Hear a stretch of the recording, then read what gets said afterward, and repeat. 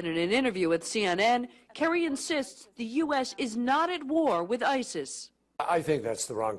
It's crazy, and here to talk about that and much more is Bill Kristol, founder and editor of the Weekly Standard and ABC News political commentator. Hi, Bill.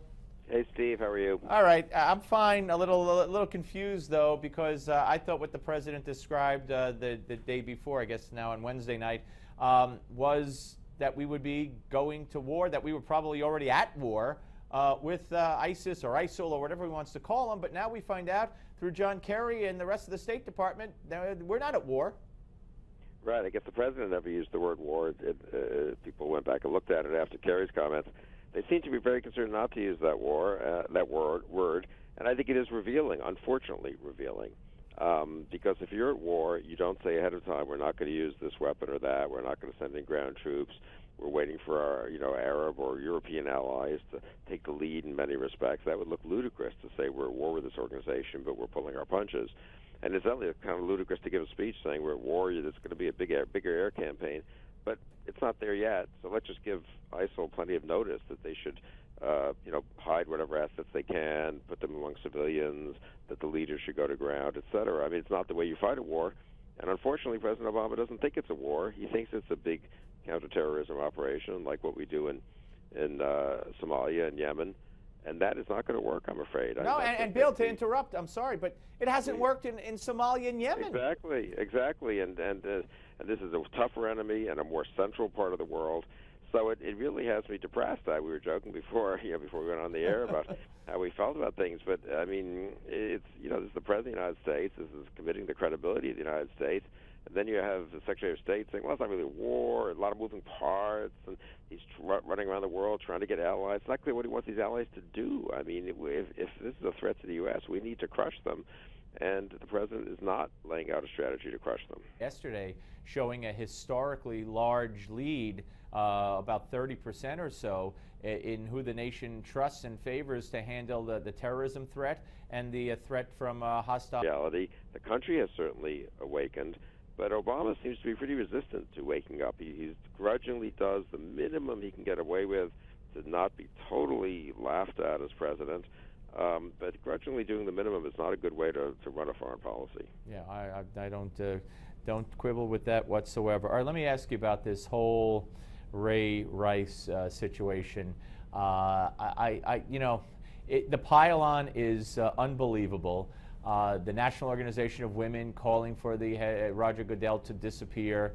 And I heard that interview where she also started talking about how the NFL breeds this culture of violence. They have cheerleaders. They have jiggle tests for cheerleaders. I mean, every feminist grievance in the world now is coming out aimed at the NFL. And in addition, now you have 16 female senators writing a letter to the NFL, again urging them to do more against domestic violence. I'm not sure when the NFL became this bastion of domestic abusers. In fact, as I've stated all along, I'm pretty sure from what I've read and heard that the percentage compared to the general population of domestic abuse cases that go to court and convictions in the NFL is lower than the general population. So I'm not sure why the focus isn't on the Atlantic City police and prosecutors who saw this punch from the beginning, gave him a program where he doesn't have to go to jail, as opposed to Roger Goodell.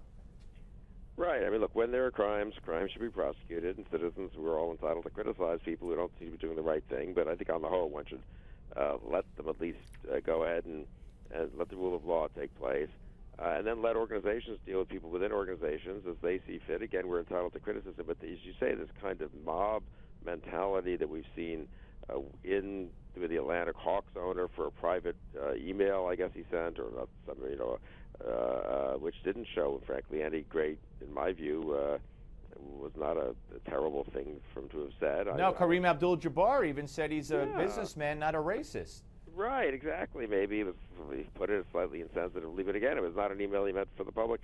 This notion that anything that anyone does in private becomes public, the notion that any event anywhere in the country and by a football player or anyone else becomes something that senators should weigh in on. They're part of the federal government. It is inappropriate for them to be telling private entities what to do, I believe. If they want to adjust public policy in some way or another, fine. If they want to look into whether there's too much domestic violence, if the laws aren't good against them, fine, but this kind of piling on, based on what, incidentally? We all knew this had happened months ago, didn't we? And now we have a video. So what has changed? Did we think that the video shows that what we knew happened? Isn't that, I mean, I wasn't following this, honestly, and maybe I'm missing something here, Steve, but did we learn anything we didn't know already? Didn't we know he had knocked her out? And I'm not defending him for 1 second, but what exactly does the presence of the video change here? That's a good question, and you know that we know exactly what happened now because we've seen it, and you know it does speak to Bill, and you just said this notion that things we do or say in private, but I got to tell you, or let me ask you, how do we go back? I mean, we're only, you know, people get hacked, people get they photographed constantly, that can be recorded. You or I could be recorded at the dinner table by a relative who doesn't like us. I mean, or an unfriendly cousin. Or I'm just saying, how do we go back to where we were, or do we ever? Well, I don't know if I hope we can a little bit. Someone has to stand up and say, I'm sorry, I'm not going to let mob mentality rule here. I'm not giving up a ball club I own, or I'm not firing people who haven't been proven. I'm not going to discipline a policeman until we have a proper legal investigation. I'm not going to let mob rule override the rule of law, override the distinction between public and private acts. And I totally agree with you. It's very dangerous. I was out, did Morning Joe on Monday, and there was, I guess, someone was on talking about this. And I was saying just before the show, I wasn't one who was on to talk about it, that I was a little, this is the Atlantic Hawks, I was a little dubious about the propriety almost. I mean, the guy has not been charged with discriminating against anyone, not that I know of, in hiring and firing and any of his behavior, public behavior. What are we getting into? What some email he sent? No, but Bill, the interesting thing is he called himself out. He said, yeah, oh, here's an email I sent, and a lot of people think it's because he feels the value of his team is at its highest based on the sale of the Clippers, so he wants to sell, and this is his excuse. But that's a heck of a way to drag your name through the mud and admit that you call yourself a racist to try to sell your team. Seems a little crazy to me, but I guess if he can get enough money for it, maybe that's his motivation. But anyway, but on the show on Morning Joe, they then had another guest on to talk about how outrageous it was. Or maybe this was Sunday, I'm sorry, on ABC. Another guest was on to talk about how outrageous it was that these nude photos of, I guess, Hollywood stars and others have been made public. But I'm not for that either, obviously, and people should be disciplined for violating that kind of privacy. But there was a kind of a sense that there's no violation of privacy when it comes to the owners of the Los Angeles Clippers or the Atlanta Hawks or other efforts where there's just a mob rush to judgment based on private events. Right, that's an interesting double standard. We're not concerned about, but we are supposed to be very sorry for these Hollywood celebrities. Now, I don't think they should be, subject to abuse either, but there was kind of a weird double standard there, I thought. Absolutely, that's a brilliant point. You're absolutely right. We're talking about prosecution. We're talking about everything when it comes to the nude photographs and the FBI getting involved. You're right, and then but if it's somebody taping you and it's detrimental or it appears to be racist or something the liberals could jump on or anybody could jump on to ruin someone's career or whatever, then you're right. It is a double standard. It really is.